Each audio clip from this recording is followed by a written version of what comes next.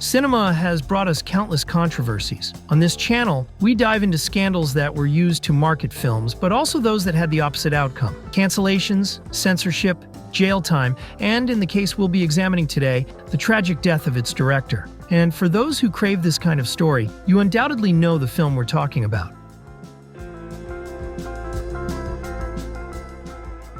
Salò, or the 120 Days of Sodom, is the most notorious controversial film in history. Released in 1975, it's a harrowing exploration of authoritarianism and unchecked cruelty. So extreme is the story that it may have even led to the murder of its director, Pier Paolo Pasolini. To fully grasp the controversy surrounding Salò, we must delve into the mind of the Marquis de Sade, the writer who inspired it. Through his wicked and depraved characters, he criticized 18th and 19th century France. His writings and scandalous lifestyle landed him in countless prisons and asylums, but his pen never faltered. The novel that inspired the film, The 120 Days of Sodom, or The School of Libertinage, is just as disturbing. It tells the tale of four wealthy and depraved men who retreat to a Swiss castle to indulge their darkest fantasies. Their plan? To kidnap a dozen innocent children and subject them to 120 days of unimaginable horrors. Published in 1904, a full 90 years after Sade's death, The 120 Days of Sodom continues to shock and provoke.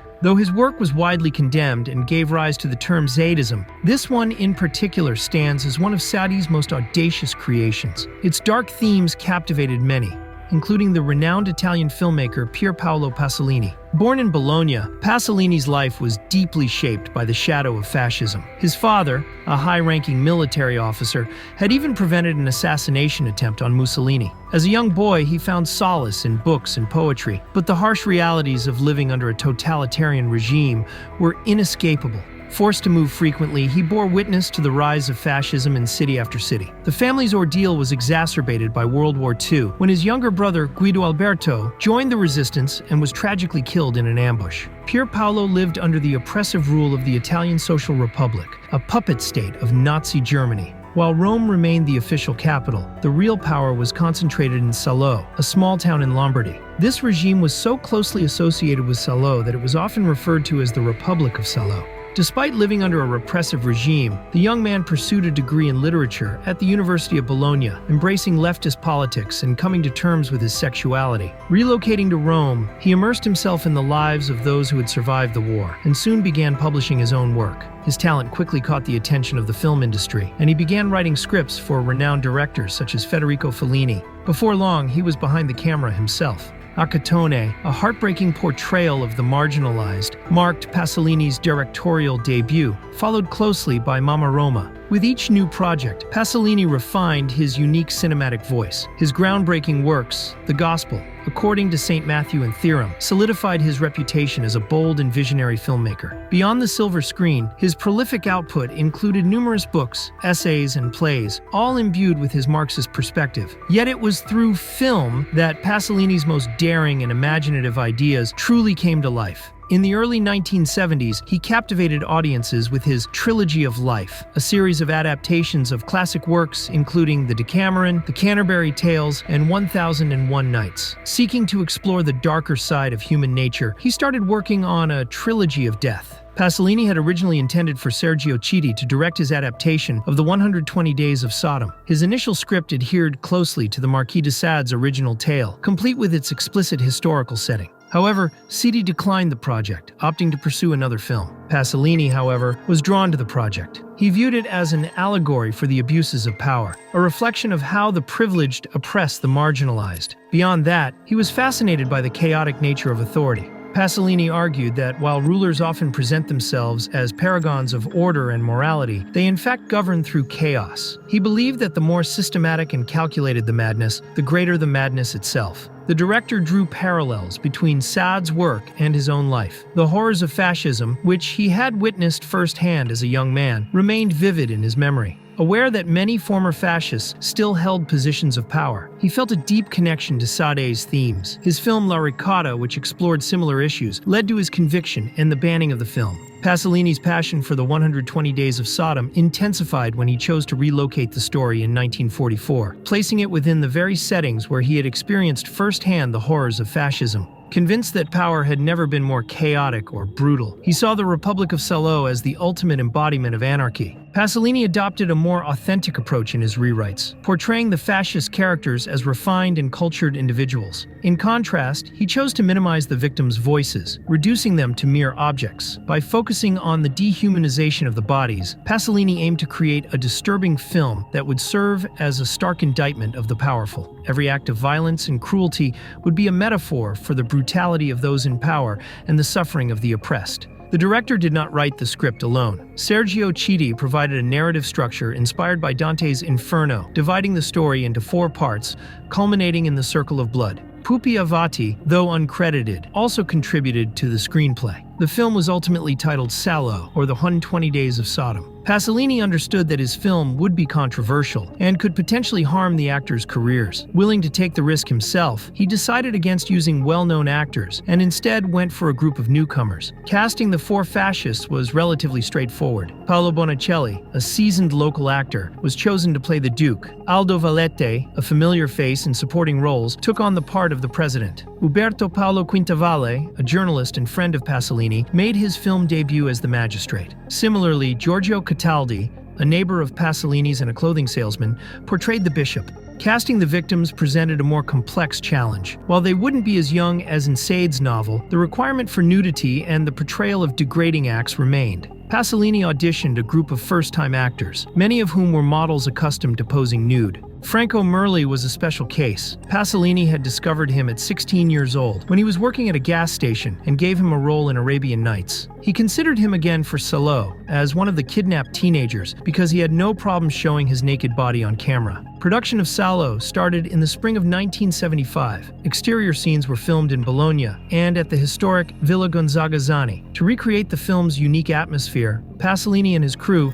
constructed elaborate sets, including the residence's interior and courtyard, at Rome's renowned Cinecittà Studios. Filming was as grueling as anticipated, particularly for the young cast. Pasolini meticulously planned every act of depravity, including scenes where the actors were forced to crawl on all 4s like animals. Despite the disturbing content, the director never inflicted actual harm on his actors. In fact, Pasolini was known for his compassion and patience. Any onset injuries, often caused by burns, were treated promptly. One of the film's most infamous moments involved Merli. His experience working with Pasolini prepared him for the film's most extreme challenges, such as the graphic scene, where his character is tongueless. However, it was a seemingly less violent scene that proved to be his biggest hurdle. In a scene where Franco is to be executed for having the most attractive buttocks, Merli became visibly distressed when the other actor pointed a gun at his head. Unable to continue, Pasolini and the crew worked to calm him before Merli finally agreed to complete the scene.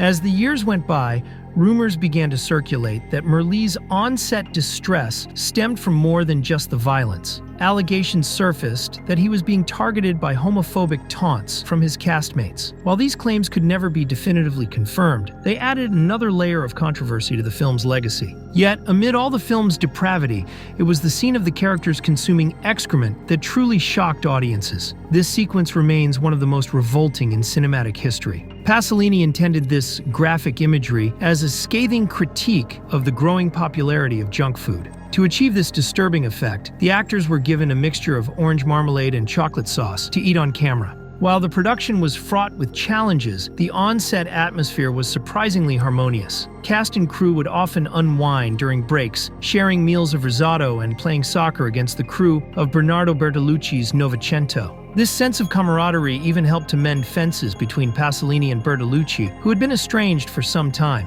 While the production was marked by moments of friendship, a major setback struck the Salò crew. Halfway through filming, they made the shocking discovery that the film negatives had been stolen. The pressure was on as the thieves demanded a hefty ransom. Pasolini refused to pay, opting instead to reshoot the stolen footage. This proved to be a challenging task, as several actors had already moved on to other projects. By adopting a different camera angle that didn't show the actors' faces, Pasolini was able to salvage the lost scenes. With filming wrapped, Pasolini turned his attention to post-production. Shot without a sound crew, the film required extensive sound editing and dialogue dubbing. The actors who portrayed the fascists declined to reprise their roles, so the production had to hire replacing voice actors. Ennio Morricone's haunting score was also added during this phase, completing the film's chilling atmosphere. Pasolini quickly assembled a 145-minute cut of the film, but he knew it needed tightening. He personally removed 25 minutes to keep the film's pace. However, he anticipated a battle with the censors. His fears were realized when the film was rejected at its first private screening. As Pasolini navigated the challenges of releasing Salò, he shared his vision for future projects. Next on his ambitious Death trilogy was a biopic of the notorious Gilles de Rais, a medieval figure known for horrific child murders. In interviews, Pasolini also voiced his growing alarm about the state of the world and the relentless march of capitalism. There was no indication of the tragedy that was to come. On the morning of November 2, 1975, a gruesome discovery was made on the beach of Ostia when police stumbled upon human remains. The body was so badly mutilated that it was nearly impossible to identify. However, Commissioner Gianfranco Mariani was able to confirm the victim's identity: the celebrated filmmaker Pier Paolo Pasolini. A subsequent autopsy revealed a horrific scene of violence, multiple vehicular impacts, blunt force trauma, and partial incineration. The 53-year-old director had met a violent end. The brutal nature of the crime led police to suspect mafia involvement. Photos from the crime scene seemed to confirm this, capturing Maurizio Abatino, a notorious member of the La Maliana crime syndicate, among the onlookers. However, a shocking twist emerged when Giuseppe Pelosi, a 17-year-old, came forward. Claiming to have spent the night with Pasolini, Pelosi alleged that he had acted in self-defense after the director made unwanted advances. He described striking Pasolini with a stick and then using the director's car to run him over. Pelosi's testimony failed to persuade the judges, as he couldn't provide evidence of bloodstains. Considering the victim's athletic build, it was unlikely that he could have committed the crime alone. He was sentenced to 9 years in prison for homicide in association with unidentified individuals and for his refusal to reveal their identities. It wasn't until 2005 that he offered a different account of the events. He claimed that Pasolini was assaulted by 5 men, including Franco and Giuseppe Borsellini, 2 far-right brothers who succumbed to AIDS in the 90s. Several theories surfaced, one involving Petroleum, a book Pasolini was writing about corruption within Italy's state-owned oil company. It was speculated that the book could have exposed the killers of Enrico Mattei, the company's president. Another theory linked the murder to the film Salò. Sergio Citti claimed Pasolini went to Ostia to retrieve stolen film negatives, with Pelosi acting as a go-between. Despite investigations, the police were unable to solve the case. Pelosi's death in 2017 left many questions unanswered. Despite the mystery surrounding Pasolini's death, Salò, or The 120 Days of Sodom, premiered in the Paris Film Festival in November 1975. Although briefly released in Italy, it was quickly banned due to controversy. The film's international distribution faced similar challenges, with limited screenings in the US and bans in countries like Australia and England. The film was met with a divided response. Some saw it as a powerful allegory against fascism and a visceral exploration of excess, while others criticized it as exploitative and pretentious. Despite the controversy, it gained a cult following among daring filmmakers like John Waters and Gaspar Noé.